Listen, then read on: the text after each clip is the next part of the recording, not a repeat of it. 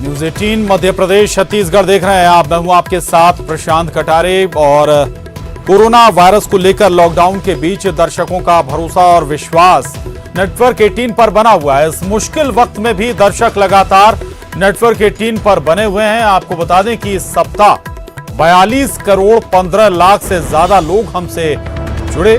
Network 18 भी हर घंटे अपने कोरोना बुलेटिन के जरिए अपने दर्शकों तक सही और सटीक जानकारी पहुंचाने में जुटा है और हर अपडेट सबसे पहले दर्शकों तक हम पहुंचा रहे हैं। इसके लिए 20 चैनलों के 1200 से ज्यादा पत्रकार लगातार काम पर जुटे हुए हैं।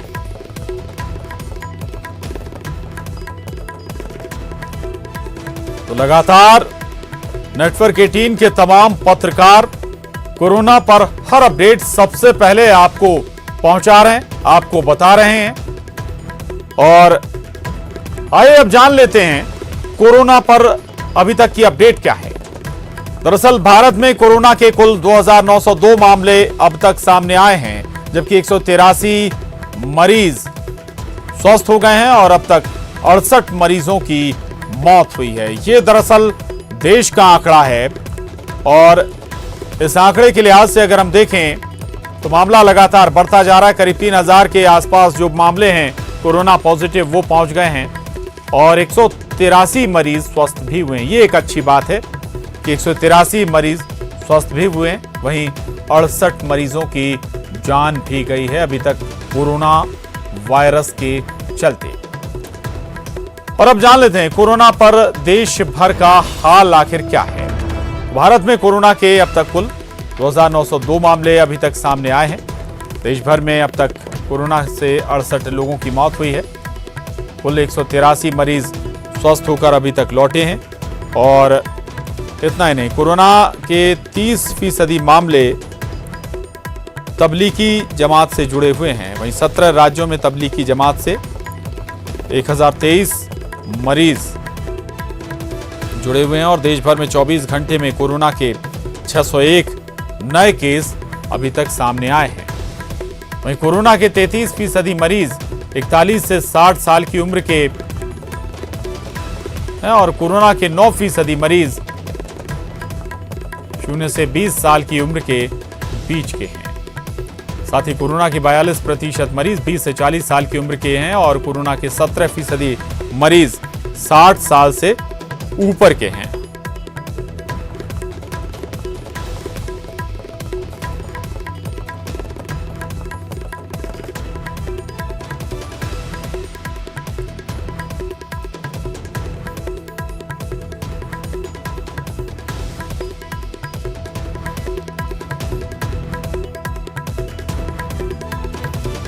चलिए बात एमपी की भी कर लेते हैं। दरअसल मध्य प्रदेश में अब तक 160 कोरोना के केस सामने आए हैं और अब तक 11 कोरोना पॉजिटिव मरीजों की मौत भी अभी तक हो चुकी है। वहीं इंदौर का अगर जिक्र करें तो सबसे ज्यादा कोरोना पॉजिटिव मामले यहीं से सामने आए हैं। 115 का ये आंकड़ा हो चुका है अभी तक और इनमें 7 की मौत भी हो चुकी है। 7 कोरोना पॉजिटिव लोगों को जान भी गंवानी पड़ी है।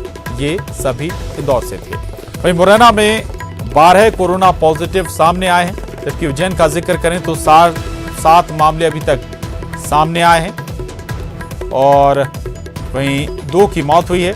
जबलपुर में 8 कोरोना पॉजिटिव मरीज सामने आए। भोपाल में 9 कोरोना पीड़ित मरीज अभी तक मिले हैं। वहीं ग्वालियर में 2 पॉजिटिव केस हैं। शिवपुरी में 2 पॉजिटिव केस हैं।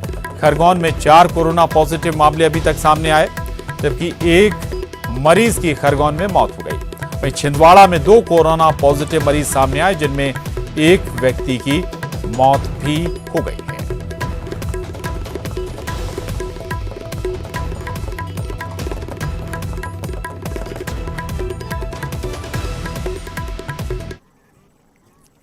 और बात छत्तीसगढ़ की करें तो कोरोना मरीजों की संख्या 10 है। यहां पर मरीजों की बात करें तो रायपुर में 5 कोरोना पॉजिटिव मरीज अभी तक सामने आए हैं, जबकि दुर्ग में 1 कोरोना पॉजिटिव मरीज मिला है। जबकि राजनांदगांव में भी 1 कोरोना पॉजिटिव मरीज की पहचान हुई है, जबकि बिलासपुर में भी एक ही कोरोना पॉजिटिव मरीज की पहचान हुई है। जबकि कोरबा का जिक्र करें तो यहां पर 2 कोरोना पॉजिटिव मरीज पाए गए, यानी कुल 10 कोरोना पॉजिटिव मरीज छत्तीसगढ़ में हैं। ये दरअसल छत्तीसगढ़ की स्थिति है और अभी तक के हालात देखकर लगता है कि छत्तीसगढ़ में स्थिति काबू में है, अगर भविष्य में और ज्यादा मामले सामने नहीं आते हैं।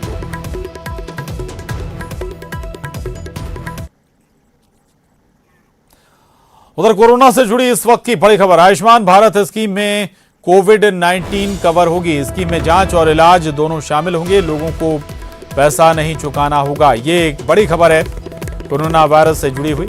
आयुष्मान भारत स्कीम में कोविड-19 को भी कवर किया जाएगा। स्कीम में जांच और इलाज दोनों शामिल रहेंगे, लोगों को पैसा भी नहीं चुकाना होगा। दरअसल आयुष्मान भारत केंद्र सरकार की स्वास्थ्य योजना है और इसके तहत अब कोविड-19 का भी इलाज किया जाएगा।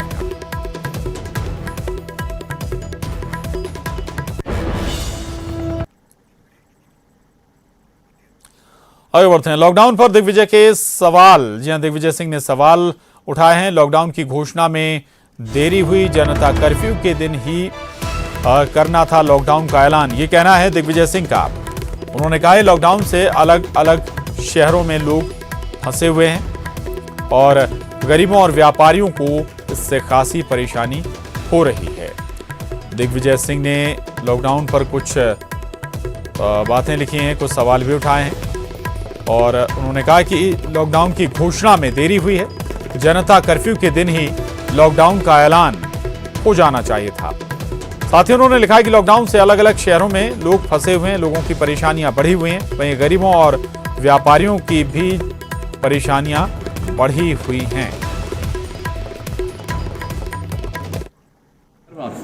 इसीलिए थोड़ा सा पहले अगर व्यवस्था अनाउंस कर देते, 20 तारीख को जब उन्होंने जनता कर्फ्यू का ऐलान किया था, 22 तारीख, उसी दिन कह देते कि हम 24 या 25 तारीख से कंप्लीट लॉकडाउन कर रहे हैं और मजदूरों को घर लौटने की व्यवस्था कर देते और प्रॉपर स्क्रीनिंग के बाद करते, वहाँ पर डॉक्टर्स की टीम लगा देते, जिसको भी बुखार है, सर्दी है, जुकाम है, उसको अलग से हटा। और इस मुश्किल घड़ी में कोरोना संक्रमण के खिलाफ फ्रंट पर लड़ रहे पुलिस कर्मियों का मनोबल बढ़ाने के लिए पुलिस आला अधिकारी भी तमाम कवायतें कर रहे हैं। एडीजी उपेंद्र जैन ने अग्निपथ कविता की पंक्तियां पुलिस वालों के लिए शेयर की और उनकी हौसला अफजाई भी। और सुहाना कल बनाना है, कठिन वक्त है धैर्य के साथ बिताना है ना। अंधेरे मिट जाएंगे, आफत के बादल छट जाएंगे, आपकी मुस्कान बचाने पुलिस आपके साथ है।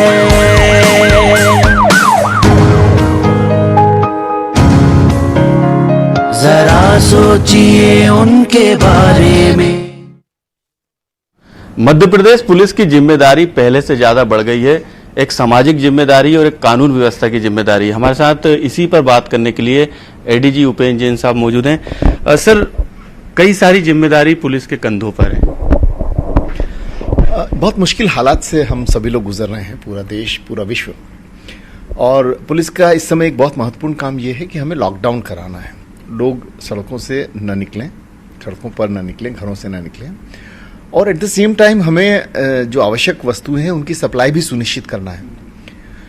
तो ये दोनों चीज़ें कंट्राडिक्टरी एक दूसरे की हो जाती हैं। जब आप आवश्यक वस्तुओं के लिए सुविधा देते हो तो फिर ज़्यादा लोग निकलने लगते हैं, तो एक बैलेंस आपको बनाना होता है। दूसरा, हमारे जो पुलिसकर्मी सड़कों पर खड़े हुए हैं, 12-12 घंटे की उनको ड्यूटी करना पड़ रही है मुश्किल हालात में। गर्मी है, दिन भर खड़े रहना पड़ता है, लोगों से कई बार झड़प भी होती है, बहुत मुश्किल होती है। और उसके अलावा वो काफ़ी खुद भी एक्सपोज हो रहे हैं कोरोना के इन्फेक्शन के डेंजर को। काफ़ी क्लोज कांटेक्ट में उन लोगों से मिलना पड़ता है, आइडेंटिटी कार्ड्स वगैरह उनके चेक करने पड़ते हैं। तो इन सब परिस्थितियों में मुश्किल ड्यूटी करने में बहुत मुश्किल हालात होते हैं, जिस वजह से। लेकिन आपने लगातार हौसला बढ़ाने के लिए सोशल मीडिया का सहारा भी लिया और लगातार ये नज़र भी आ रहा है फील्ड में। किस किस तरीके से आप हौसला बढ़ा रहे हैं आपके जवानों का? जैसे आज ही मैंने एक कविता अपने जवानों के लिए पोस्ट की, जिसमें कि हरिवंश राय बच्चन जी की जो कविता है, जिसमें उन्होंने ऐसा लगता है कि वो पुलिसकर्मियों को देखकर ही उन्होंने लिखी है, तू न थकेगा कभी, तू न थमेगा कभी, तू न रुकेगा कभी, कर शपथ कर शपथ कर शपथ, अग्निपथ अग्निपथ अग्निपथ। तो कल ही हमें जानकारी प्राप्त हुई है कि हमारा एक कांस्टेबल पॉजिटिव आ गया है, उसकी फैमिली भी पॉजिटिव आई है, और भी 2-3 थानों के हमारे कर्मचारी हैं जो कि इस डेंजर जोन में आए हैं। तो सबको आज सभी को हमने कल रात से क्वारंटाइन किया है, वहाँ पे सैनिटाइजेशन भी कराया गया है। तो ये डेंजर्स हैं जो कि पुलिस फोर्स को झेलना है। सर, जमाती का बड़ा एक मामला सामने आया था, दिल्ली से तमाम देशों से आए थे, तो कितनी जमातें ऐसी आइडेंटिफाई की है और क्या पुलिस ने कदम उठाए अभी तक? भोपाल शहर में हमने 32 जमातें आइडेंटिफाई की, 32 में से 7 जमातें ऐसी थी। और अब बड़ी खबर ग्वालियर से, जहां पुलिस ने अपहरणकर्ता को गिरफ्तार किया है। पुलिस ने 30,000 के इनामी अमित जाटव को पकड़ा है। धार के पीथमपुर से गिरफ्तार किया गया है। नाबालिग छात्रा भी बरामद कर ली गई है। राशन बांटने के बहाने से पकड़ा गया। गोला का मंदिर थाने में आरोपी अमित पर मामला दर्ज है। अक्टूबर 2019 में नाबालिग छात्रा को लेकर अमित भाग गया था। पीथमपुर की आदर्श कॉलोनी में मिली थी अमित की mobile location. Police medical team के बीच में आरोपी तक पहुंची और छात्रा के पिता ने हाईकोर्ट में बंदी प्रत्यक्षीकरण याचिका भी दायर की हुई थी। साथ ही हाईकोर्ट के आदेश पर एसपी ने छात्रा की तलाश के लिए एसआईटी की टीम बनाई थी।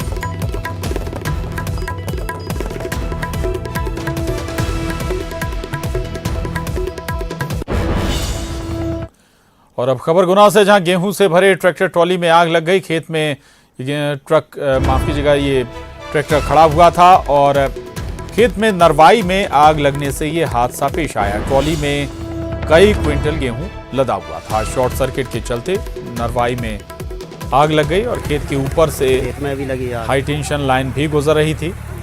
मकसूदनगढ़ तहसील के परवरिया गांव का ये मामला है। ये तस्वीरें भी देख पा रहे हैं आप, जहां पर यह हादसा पेश आया है और खेत में खड़ी फसल भी पूरी तरह से जलकर खाक हो गई है। एक ट्रैक्टर ट्रॉली भी इसके चपेट में आ गई।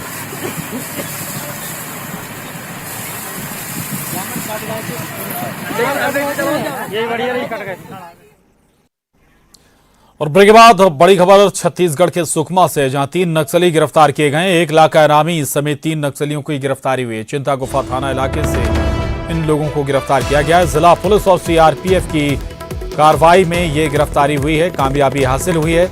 आईडी बनाने के सामान भी इनसे बरामद किए गए हैं। एसपी शलभ सिन्हा ने इसकी पुष्टि भी कर दी है। तो बड़ी खबर सुकमा से है, जहां 3 नक्सलियों को गिरफ्तार किया गया है। इनमें 1 लाख का इनामी नक्सली भी शामिल है। तो 3 नक्सलियों की गिरफ्तारी हुई है। चिंता गुफा थाना इलाका जहां से ये सफलता हासिल हुई है। तीनों नक्सलियों को धर दबोचा गया, गिरफ्तार किया गया और इनमें 1 नक्सली 1 लाख का इनामी।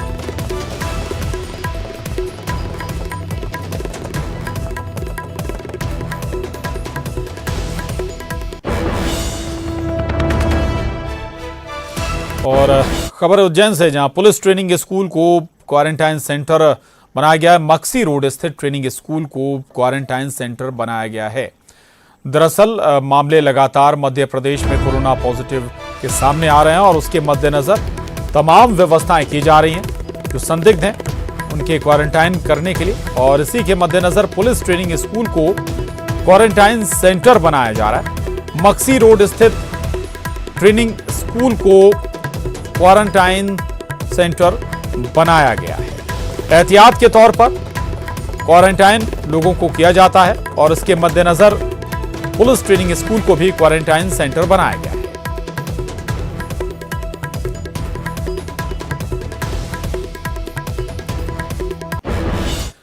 आगे बढ़ते हैं। भोपाल में एक महिला ऐसी है जो लॉकडाउन के बीच बखूबी अपनी ड्यूटी कर रही है। न केवल अपनी ड्यूटी कर रही है बल्कि अपने बच्चे को भी संभाल रही है। बच्ची को संभालने वाला घर पर कोई नहीं है, लिहाजा महिला कर्मचारी बच्ची को भी अपने साथ ले जाने को मजबूर है। प्रगति ताड़े कुलार क्षेत्र में कहीं भी बिजली गुल और फॉल्ट होने पर लाइनमैन को सूचित करती हैं, जिससे तुरंत बिजली आपूर्ति हो सके।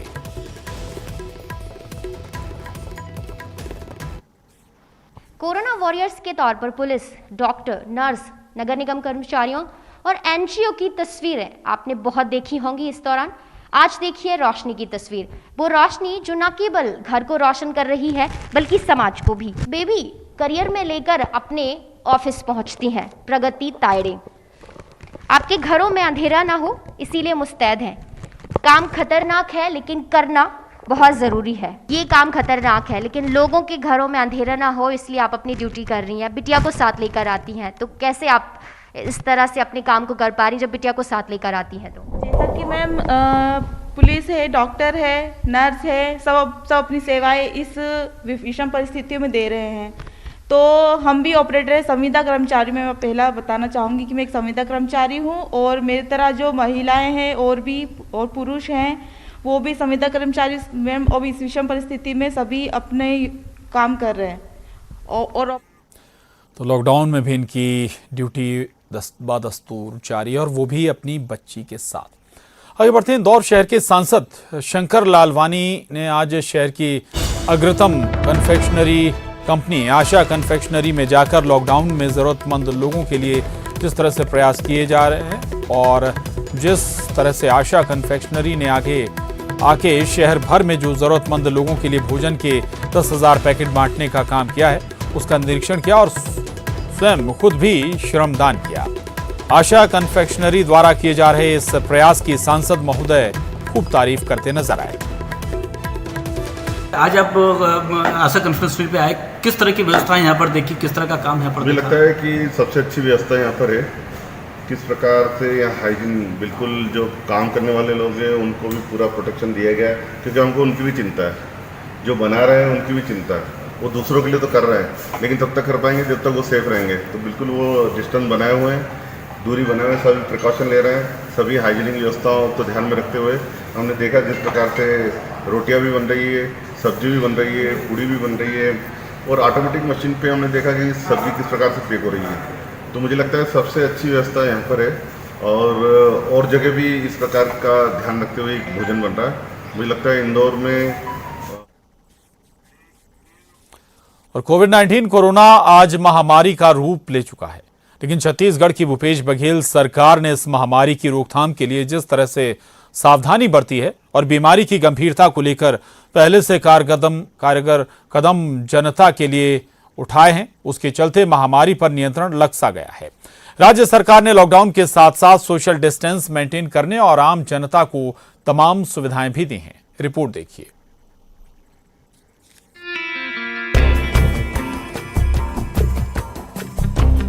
कोरोना को एक वैश्विक महामारी का नाम दिया गया। देश में लॉकडाउन से पहले कोरोना महामारी के फैलाव को रोकने के लिए प्रदेश के मुख्यमंत्री भूपेश बघेल ने लॉकडाउन और सोशल डिस्टेंस बनाए रखने के लिए आदेश कर दिया था। इसी फैसले के चलते आज यह महामारी अन्य राज्यों की तुलना में कम फैल रही है। वहीं सरकार की ओर से गरीब लोगों के लिए 2 महीने का राशन एक साथ दिया जा रहा है, जिससे उनको परेशानी का सामना न करना पड़े। ठीक कर रहे हैं ना, और उनका कर्तव्य है जनता के प्रति करना, क्योंकि जनता कमाने तो जा नहीं सकते, हम गरीब जनता हैं, हमारे पास पैसा तो आएगा नहीं, तो उनको हक बनता है देना मुफ्त में। अब हम कहाँ से लाएंगे?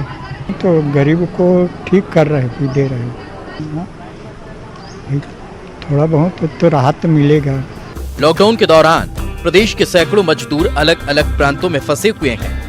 साथ ही छत्तीसगढ़ में भी दीगर राज्य के कामगारों की मुख्यमंत्री भूपेश बघेल सहायता कर रहे हैं। इतना ही नहीं, उन्हें भरोसा भी दिलाया गया है कि किसी तरह की कोई परेशानी नहीं होगी। पाटन विधानसभा क्षेत्र के लोग बेंगलोर में कोरोना वायरस के वजह से फंसे हुए, जिसमें हम 11 लोग हैं, उसके लिए छत्तीसगढ़ मुख्यमंत्री माननीय श्री भूपेश बघेल जी ने हमें 11,000 रुपये अनुदान राशि दिए, उसके लिए बहुत बहुत धन्यवाद। कोरोना के खिलाफ लड़ाई जारी, सीएम भूपेश बघेल ने खुद संभाली कमान। सड़कों पर उतरे सीएम, जनता से सीएम कर रहे संवाद। सभी जिला कलेक्टरों को सीएम का सख्त निर्देश, कालाबाजारी के खिलाफ सख्त एक्शन की हिदायत। सूबे में आवश्यक वस्तुओं की कोई किल्लत नहीं।